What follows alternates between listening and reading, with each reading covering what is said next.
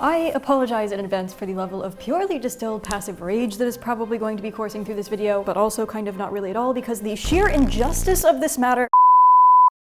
We are by now probably all too familiar with the blasphemous disgrace that is pockets in women's clothing, to the point where, lacking any actual solution to this matter, we have done as 21st century society does best when coping with the mild injustices decided by large, seemingly impenetrable corporations.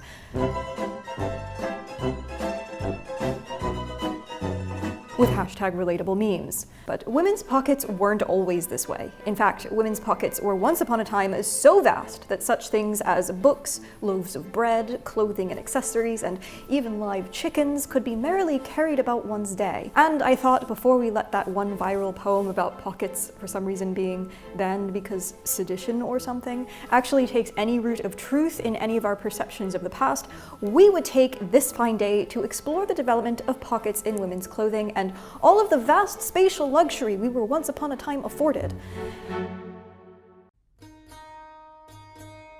For centuries, before pockets were sewn into our actual garments, pockets were actually entirely separate garments, worn by both men and women, and were looped into belts to be accessed either from the outside or to be concealed underneath an overtunic and accessed through slits in the overwear. Limited survival of medieval and early modern dress severely limit our ability to understand the construction and development of the pocket during this time, as well as any more precise periods of style shifts. But we begin finding extant pocket evidence around the very beginning of the 17th century, when we begin seeing pockets integrated into the garments themselves in menswear. The pockets found stitched into extant trunk hose are shaped remarkably similarly to the late Victorian pockets that sewing texts such as that written by Bertha Banner in 1895 teach, and which you may have seen me attempt here on this channel. But we will get to Victorian things in a minute. One of the remarkable things about pockets in general is that they're so practical and utilitarian that we don't see a whole lot of development in construction and style between the centuries, which pocket scholars Barbara Burman and Ariane Fennetaux point out in their book on the history of pockets, signifies a unique resilience in the practicalities of some older technologies in the face of radically advancing innovations. Pockets, they write, require us to recognize slower currents of consumer practices below or even against the mainstream. Surviving evidence suggests that women's pockets in particular remain consistent in features for even longer stretches of history, as women's pockets would remain predominantly in the tie-on variety for another couple of centuries. The term tie-on pocket, by the way, is not a term that I or professional pocket scholars are aware of having been used historically, but is merely a modern invention to distinguish between the independent pocket garment worn tied around the waist from the actual sewn-in pockets, which was an integral part of another garment. Primary sources tend to refer to tie-on pockets and sewn-in varieties alike as simply pockets, since for the most part, if you were talking about a woman's pocket, you probably by default were referring to one of these, and that specification that it tied on wasn't strictly necessary.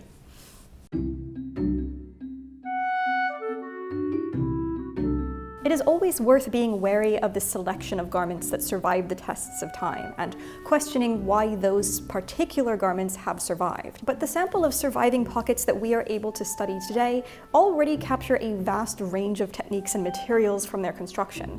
All sorts of materials from linen to cotton, silk, wool, and even leather could be used as the pocket base. They're often pieced, made from bits of cabbage left over from other sewing projects in an effort to utilize every bit of precious, often hand-woven fabric available. And there are many surviving pockets that are patchworked entirely.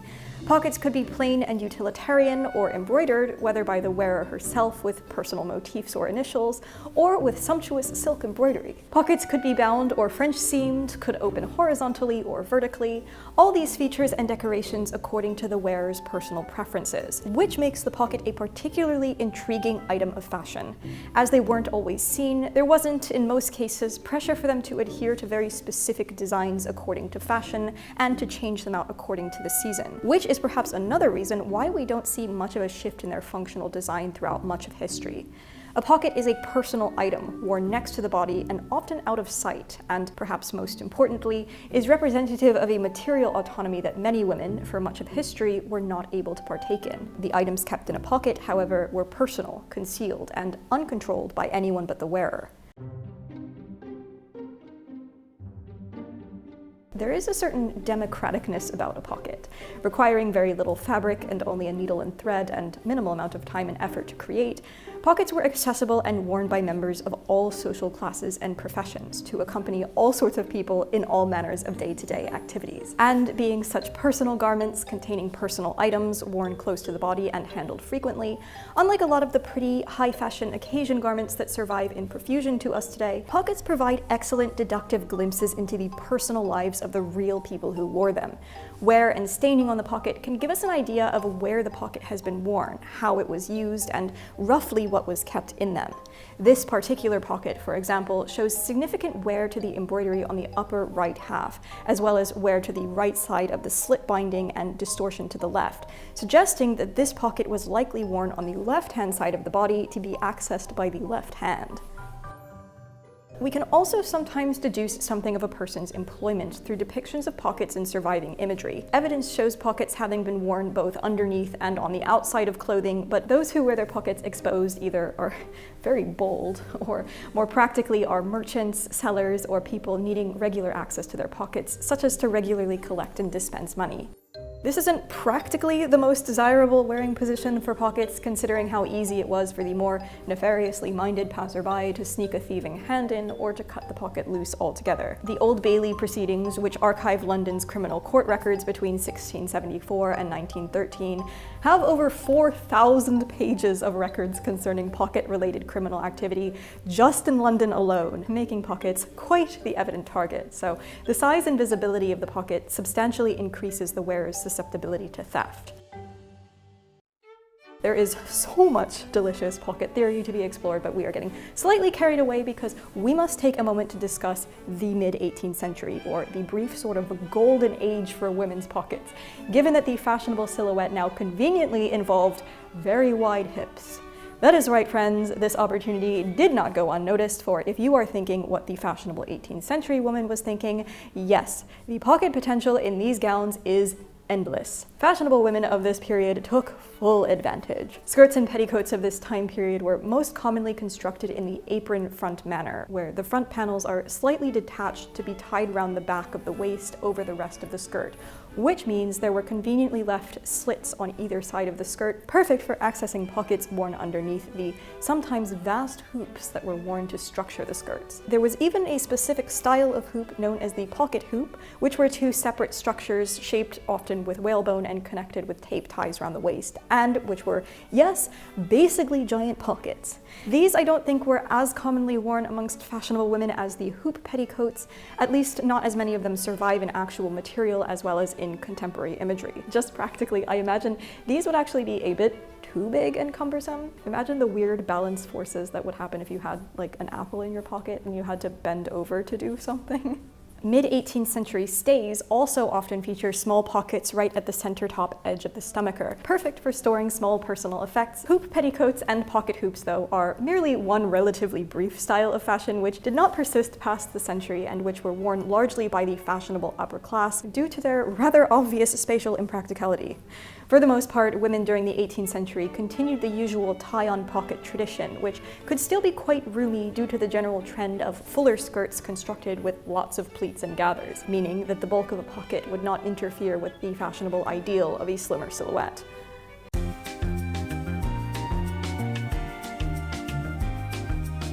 Speaking of slimmer silhouettes, the 18th century precedes the Regency period, which decides to have an affinity for slim silhouettes, which in theory makes the bulk created by a pocket undesirable, if not potentially impossible to wear with the rising waistline, necessitating the adoption of the reticule or a small decorative handbag carried by the wearer.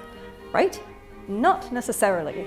The reticule is not, and never can be, a fair representation of the substantial and capacious pockets which our ancestors wore. They were proper pockets, such as reticules never can be, recalls an Edwardian source. As we know, there is no such thing as a definitive always in history, and thus, despite the best efforts of, once again, a small selection of fashionable upper-class women to make the reticule a thing, it wasn't ubiquitous. So no, foreshadowing a myth that will repeat itself later in history, the handbag is not not responsible for the displacement of pockets, and in this case, no such total displacement even occurred. Most women proceeded to utilize the tie-on pocket, especially since many working women of the Regency period did not adopt the fashionable high-waisted silhouettes, and thus wearing and accessing pockets worn at the natural waist wouldn't really have been an issue. But this also doesn't mean that those who did wear high-waisted gowns, but also were not keen on the reticule, didn't still manage to wear pockets nonetheless. You can definitely tell a high-waisted Regency pocket when you see one, since they are adorably long boys, such that they can be tied under the bust with the gown, but still accessed at a respectable hand height. There is, as most of us probably know from personal experience, no such thing as a hard boundary in fashion from which every clothes wearer on the face of the planet, or even within a specific geographical region, collectively decides to change from one fashion to the next. But the shift from women's tie-on pockets to pockets sewn into clothing in the masculine style occurs sometime around the middle of the 19th century, likely sometime between 1840, when texts such as the Workwoman's Guide still depict tie-on pockets in diagrams, and the 1870s, when we begin seeing greater prevalence of written references and complaints about the state of women's pockets. But even so, the tie-on pocket doesn't entirely go away, with examples still cropping up throughout the remainder of the 19th century. There are many reasons and theories as to why sewn-in pockets became the prevalent method of pocket construction, as well as pros and cons of each variety. Sewn-in pockets are undoubtedly more secure, since they are literally sewn into a garment and can't be cut or untied, either accidentally or purposefully. The latter part of the 19th century also sees a relative slimming of skirt silhouettes, and primarily during the last decade of the 19th century, the area across the hips in particular becomes so tightly fitted as to complicate the practical wearing of a tie-on pocket at the natural waist. And while we today imagine sewn-in pockets living in the side seams of skirts, as indeed many late 19th century women's sewn-in pockets did as well, it was also quite common to hide pockets in hilariously illogical places, such as in the center back seam in late 90s, early Edwardian skirts with the dense pleating at the back. Pockets could live under ruffles or drapes, or even near the hem, just to ensure that one did always have at least one pocket, despite complex fitting restrictions. Sewing in pockets does come with limitations, however. One must take into consideration the balance of a garment, meaning that pockets over a certain size couldn't simply sit in a side seam without putting strain on a seam in a physically awkward way. So those would need additional anchoring into the waistband. And this is also not to mention the fact that rather than tying on the same pair of pockets with any change of clothing, garments with sewn-in pockets require pockets to be laboriously added into every new garment, a task which industrialization and the commercialization of clothing manufacture was more and more likely to perceive as superfluous and unnecessarily costly, warranting fewer pockets added into women's clothing.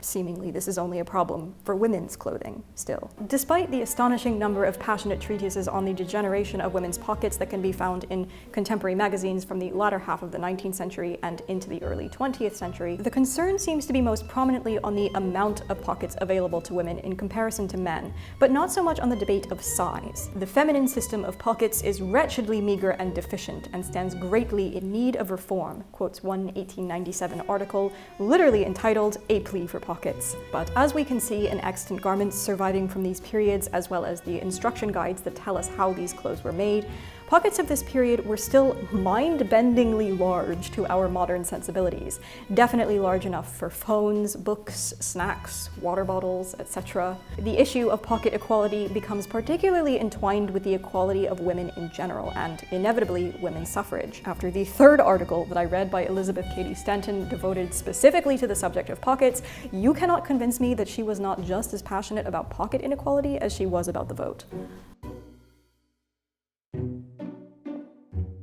So how did our pocket problem somehow get worse, even as time and society progressed, even despite women winning the vote? How did the pocket dilemma manage to progress from just pocket number to focus more pressingly on rapidly diminishing pocket size? A very simple and practical answer is fashion. As we explored previously through the 19th century, slimmer silhouettes make large pockets more difficult to conceal, and the slim silhouettes of the Regency period or the hip-hugging skirts of the Edwardian period still conceal the actual figure far more than late 20th and 21st century fashions.